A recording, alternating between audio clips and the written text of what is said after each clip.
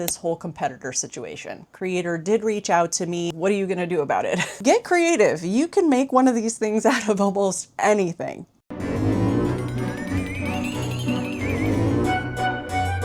Hello my friends, welcome to another video. We've got a few things to cover in today's video, but before we get started, I thought we would get into a little bit of housekeeping. If you are new here, my name is Chris. I make videos about my small crochet business, The Enchanted Skein, and any and all of the products that I have created and or am selling. And one of those products is the Hookkeeper. I launched the Hookkeeper back in April of this year, and prior to that, it was in my tester's hands back in late February, I want to say, and the original was created for my own personal use back in November of 2025. The launch was a huge success, and I'm incredibly grateful to each and every one of you that has purchased a Hookkeeper.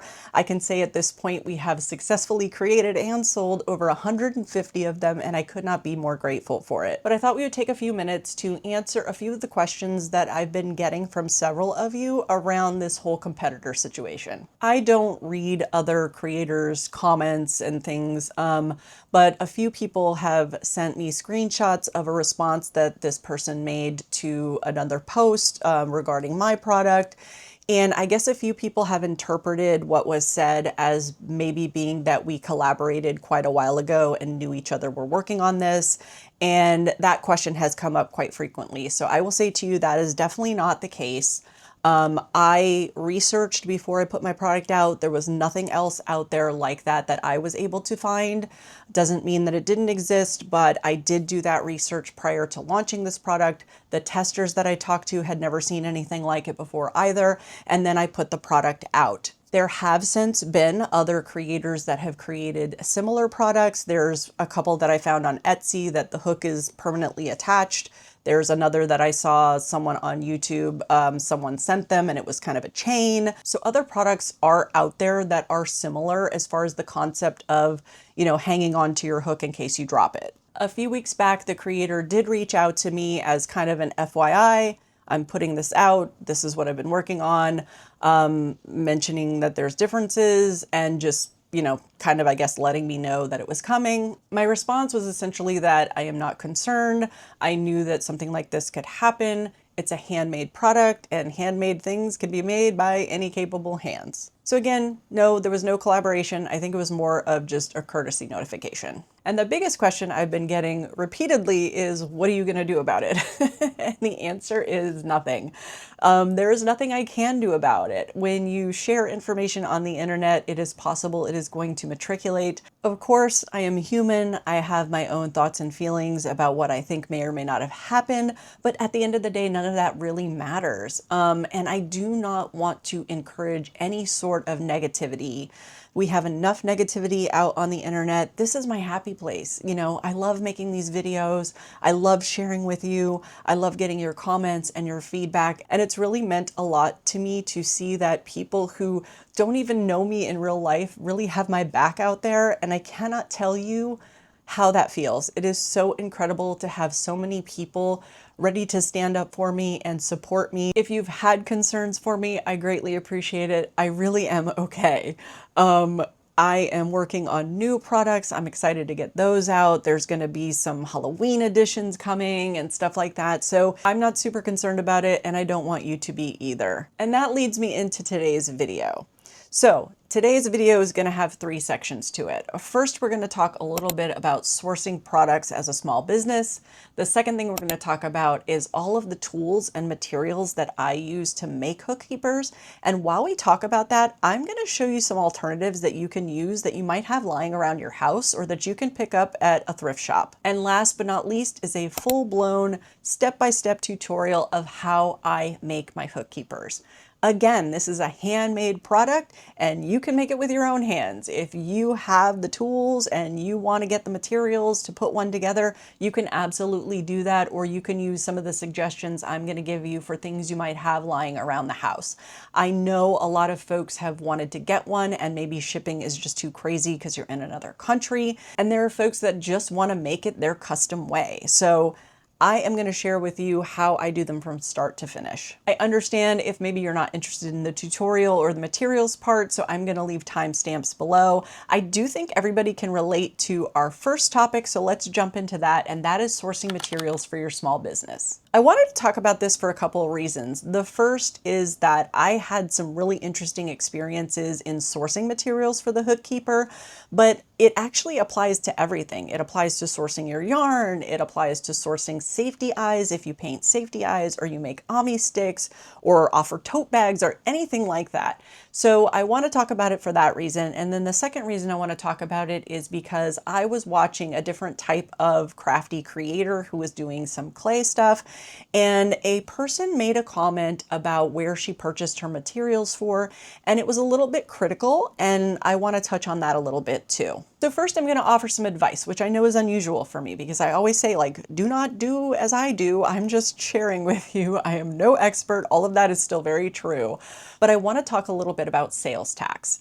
If you are in the US, and I know it can vary by state, but I do want to recommend just checking into whether or not you should be paying sales tax on the materials that you purchase.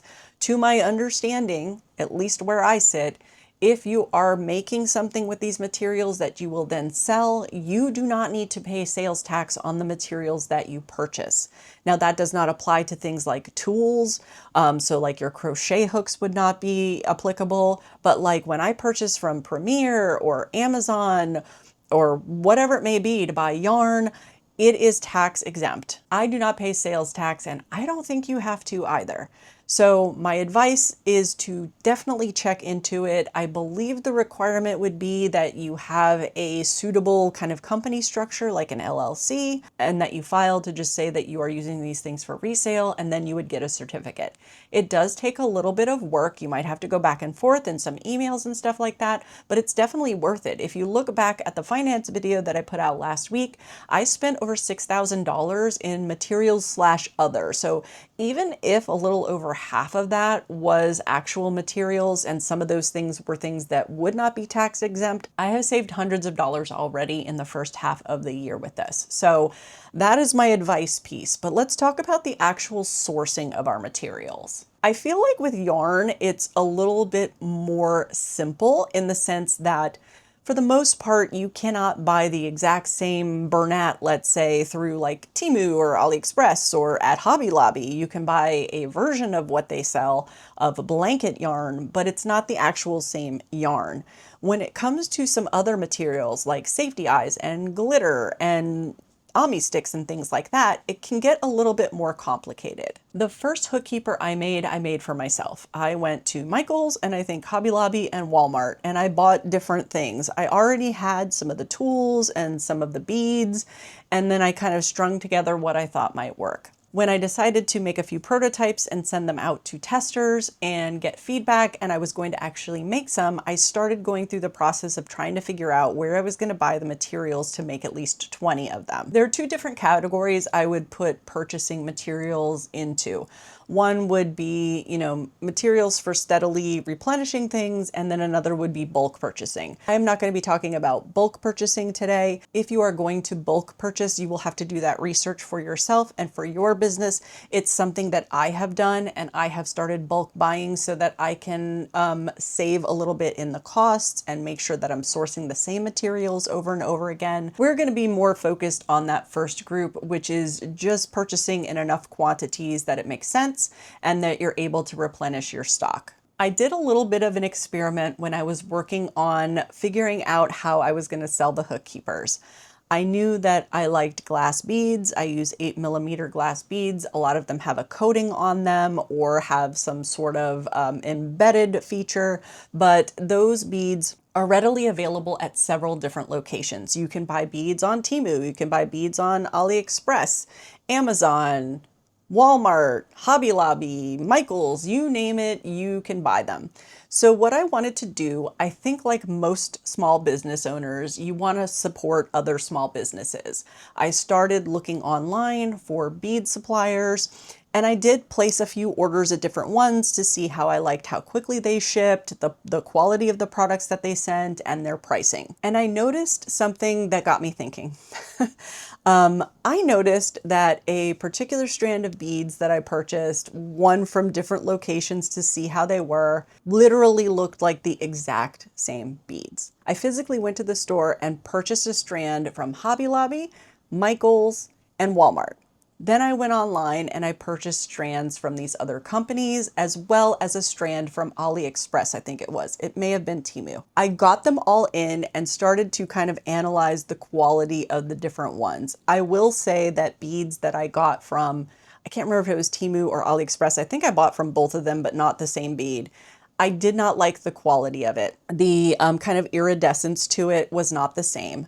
When it came to the beads that I bought from these bead companies, as well as the ones I bought in store, they were nearly identical. I think one strand had a slightly darker shade to it than the rest, but the actual beads were the same. And what I did at first is I did some of my own kind of quality testing, because when I was putting my first 20 out, I dropped one and one of the beads just shattered. So I decided to kind of put them all to the test. So I was throwing beads down on my floor, seeing which ones would crack, rubbing them together to see, because some of these have a coating, you know, does the coating peel off too easily, that sort of thing. And I ended up kind of deciding on a mixture. So I buy my beads from different locations. But at the end of the day, if it is something that you're reselling, aside from the whole sales tax situation, you want to try to get the best bang for your buck. So the quality that you want to offer at the price that you're able to pass on some savings and a good cost to your customers. And that brings me to the comment that I saw that I want to soapbox about for a few minutes. So this creator had put that she was just going through what she did. And in her comments section, I went to leave a comment and noticed that the comment just below was someone like almost chastising her for buying at Hobby Lobby. So I just want to take a minute to talk about that, because I think any small business, like I said before, would love to support a small business, but you can't always pass through the proper costs to your customers if you're purchasing from a small business. So you're going to more than likely end up buying some product from huge conglomerates. Just because you buy something from Hobby Lobby does not mean that you support Hobby Lobby's values. It means that it might be the only local store for you. It means that it might be just as local as Michael's, but it's half the cost as Michael's. I have seen that. You know, I think that it's probably less prevalent in the crochet community. I haven't seen anyone say anything like that when someone says they use Hobby Lobby yarn, which I'm very grateful for. But it's something that I did see out there and I just wanted to touch on. None of us would prefer to put money in Jeff Bezos's pocket, I'm sure. But the reality of the world that we live in is most of these products are sourced overseas. They're probably not sourced in the best of conditions. At the end of the day, we're all just doing the best that we can. I want to run through kind of the anatomy of a Hookkeeper, and during that I will share with you the ideas and thoughts I have of alternative things you can use that you might find around the house or at a thrift shop. For those that have not seen a Hookkeeper, this is essentially the design of it. It's got a loop. You put your wrist through. It kind of cinches but does not fully cinch. It's still flexible enough that it can lower so that if you drop your hook, it is nice and secure. Now I'm going to remove the hook and go through a few things here.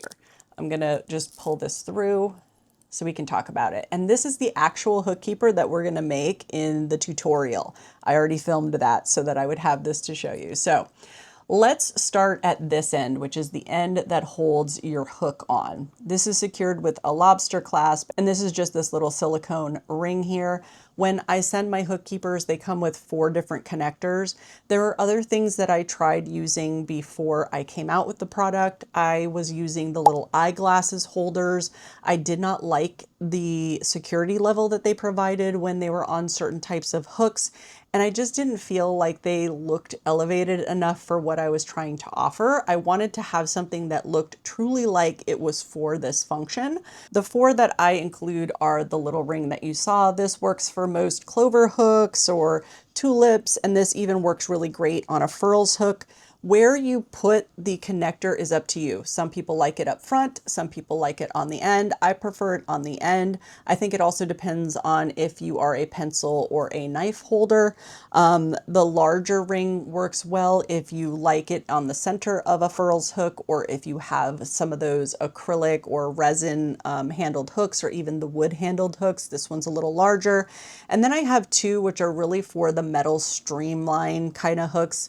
This one will hold smaller ones starting at 3.25 mil, and this one will hold larger ones. I'm not going to get into a ton of detail on these two, but I will tell you really quickly that these don't come like this. So these will come as just the little tube, and you can see there's a jump ring. This is like a mega heavy duty jump ring, and what I do is I poke a hole through the tube, open my jump ring, fish that through, close the jump ring, and then put the seam of the jump ring inside. And that is just because I wanted to be able to have this at the end of a metal hook. Again, you can use some of those other alternatives. And at the end of the day, something that will work for you is a nice thick rubber band. If you get a rubber band and you go around your furls hook, loop it a few different times, you can then hook right to that, and that will secure your hook as well. Moving on to the body of the Hookkeeper, this is around 12 inches depending on which beads and spacers are used. Obviously, you can use something that's longer or shorter. When it comes to the portion that goes around your wrist, I'm looping through this because it kind of hooks onto these segments, and I liked it not fully cinching. If you're someone who likes something fully secure around your wrist, you could use a bracelet and then attach from there. You could use one of these springy key rings. I actually thought about offering these. Again, I wanted my product to have a certain bougie level to it. Let's put it that way. I like glittery things. I like some bouginess. But you can absolutely use something like this key ring to just put around your wrist and then tether to your hook. The other thing is, you'll see on my website, I have these nylon straps, and these actually have clamshells and jump rings in the metal of your choice. They come like this on Amazon with this little loop. They do not come like this. What I do is I completely disassemble this. So this gets removed, and I do the wire that I use for making the Hookkeepers, bring it up through, crimp it, put the clamshell on, and add a jump ring, because again, I want a certain level of, niceness with the product. So that is why they go from this to this. But again, this is an option. And what I recommend people do is just unhook the star clasp, hook on your nylon strap, and then you can put that around your wrist. So if you have sensory issues with the beads or anything like that, this is an alternative. You can simply buy one of these direct from Amazon and attach it to something as well. Now, when it comes to the actual centerpiece here, something that I have lying around the house that I found could be used is costume jewelry. This one's a little long. I don't have a shorter example. This is a very long costume jewelry necklace. But if you detach the lobster claw, that leaves you with a lobster claw on one side and an open ring on the other side. You can grab a paper clip, or if you buy from Christine at What's Up Cupcake, you've got one of these stitch markers here. You can loop it right through the loop of this chain, and you can come back around. And if this didn't have holes in it to go through, you could just go between a link. You can put that around your wrist and use that as well. And then your other end has your lobster claw that you can hook to your rubber band. So get creative. You can make one of these things out of almost anything. But because we are going to make one just like I do, let's talk about the tools that you would need and the materials. I do want to mention that I have linked in the description an Amazon storefront. I finally got one. And I added a list for all Hookkeeper materials and tools. Some of these are the exact ones you will see me using in the video because I bought them from Amazon. Some of them are just comparable from what I can tell. I can't guarantee that anything you buy on Amazon will come out good quality. This is just one way of helping support me. If you click on any of those links and buy anything, then Jeff Bezos has to share a few cents with me, which is really, really awesome. So let's get started, and we'll start with tools. First up is going to be some wire cutters. This is to cut the wire that's in the core of our Hookkeeper. Next is going to be some crimping pliers. These are micro crimpers. Then we have some jewelry pliers. These are needle nosed with flat insides. I use a jump ring opener to make life easier. If you do not have one of these, you can simply use another pair of pliers. I like to secure my ends with a little bit of jewelry glue. I use this hypo cement Another tool that I started using that is not at all required, but I love almost more than anything, is these magnifiers. These have a little light on the end, and you can change these out for different magnification. These work wonders if you are doing a lot of these at once, or if you're doing something small over and over again, like threading a needle. These things are fantastic. I can see fine, I can make my hook keepers, but when you're making 10 of them or 5 of them even, and you're doing 10 jump rings, it gets tedious on the eyes. So these bad boys have come into play. Let's see if they look really weird when I put them on. All right, let's talk about the materials you'll need. First up is some crimp beads. I like to have a few extra because mistakes happen. Next is going to be your clamshell beads. These are essentially just covers for your crimp beads and a way to add your jump ring.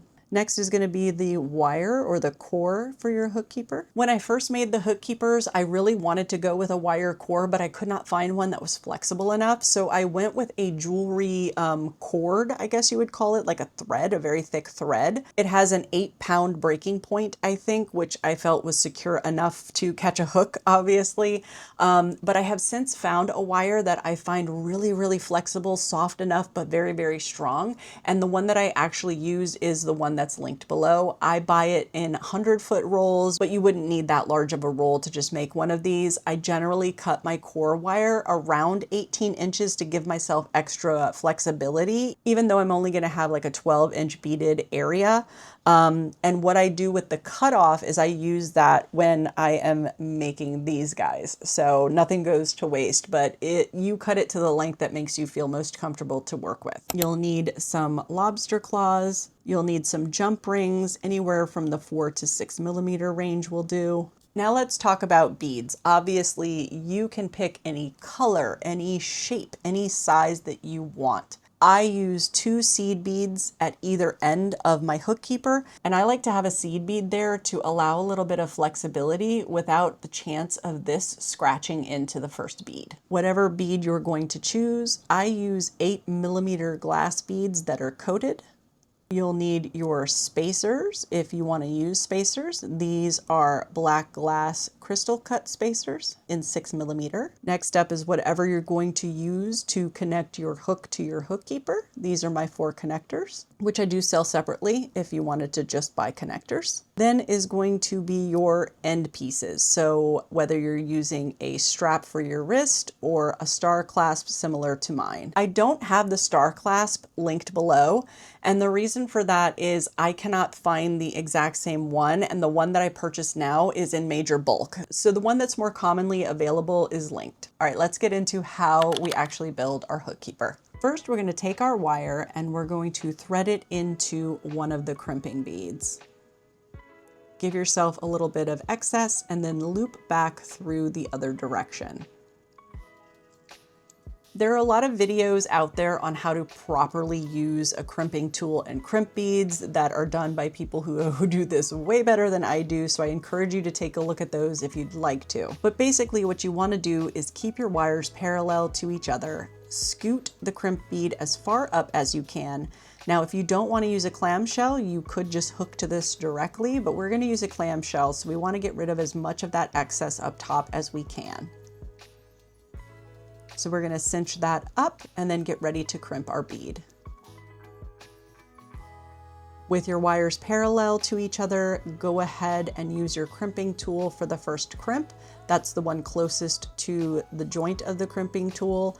And you're going to squeeze down, which is going to essentially create 2 little parallel channels for each of your wires. Once you've done that, you'll have something that looks like this. And we are going to turn it and place it into the front of our crimping tool and squeeze down, which is going to fold it in half. Next up, we're going to thread our clamshell on so that it's going to be facing the direction that will go around our crimping bead. Pull that all the way up. Be sure to tuck your tail that's sticking out through that as well. And now we're going to add our glue. This is optional, but just something I like to do for a little extra security. I'll just put some in on each side of the clamshell and on the crimping bead. And we're going to use our pliers to close this up. Now don't squeeze too hard when you're closing the clamshell on the circle part because you could crush that. So just get it to close and then you can use your pliers to squish down a little harder on the tip area. Next up, we're gonna go ahead and add our seed bead and string that over the tail as well. And now the fun begins. We're gonna add our first bead. This time we're going to not pass the tail into our bead because we're going to want to cut it off so that that tail ends inside of that bead. So we're just going to take our wire cutters and cut off around the middle of where that would land if we thread it into the bead, and then go ahead and put it inside of the bead.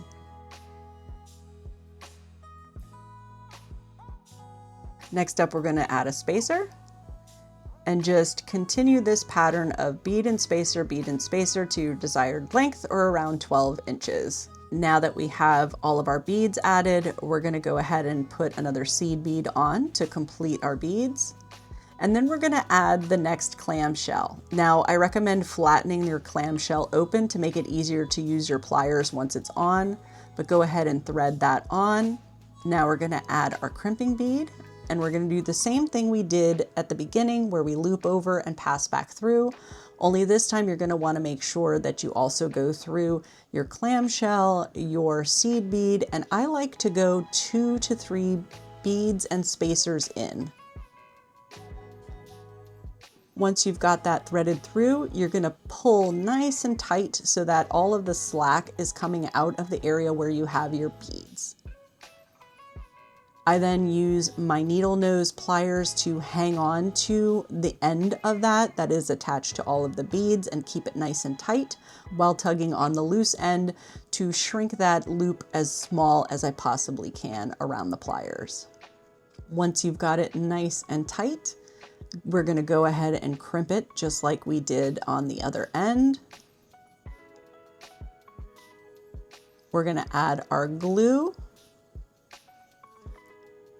close up our clamshell bead,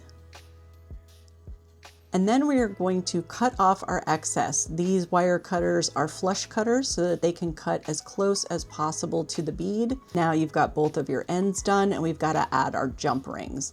So to open a jump ring, again, there are videos online about this, but basically you're going to grasp it at the seam and we're going to place it into the ring tool and then just twist, and that opens up our jump ring. We're gonna add our lobster clasp, and then we're gonna add the clamshell. Just place it back into the ring and go the opposite direction to close it up. I like to give it an extra little squish, and our end is done. We're gonna do the same thing on the opposite end with our jump ring, our lobster clasp, and our clamshell. And now all that there's left to do is add your star clasp or whatever you're using to put around your wrist. Feed it through and attach whatever you're using for your connector so that you can add your hook. And that is it. You have made your Hookkeeper. Congratulations if you followed the tutorial. Please, please, please share with me what you've created, or if you make one out of stuff you find around the house. Please let me know. I would be really excited to see what you come up with. If you post it on Instagram, tag me. If you don't want to do that, send me an email. My email is in the description box. I would really love to see what you create. That is all I have for you today. I hope you enjoyed this video. If you did, please do give it a thumbs up. If you're interested in a little bit more of the behind the scenes action that's happening, please take a look at my memberships. We have a really great time over there and they get the inside scoop before anyone else does. If you haven't subscribed, please consider doing so. As always, thank you so, so much for watching and for all of your continued support, and I will see you on the next one. Bye.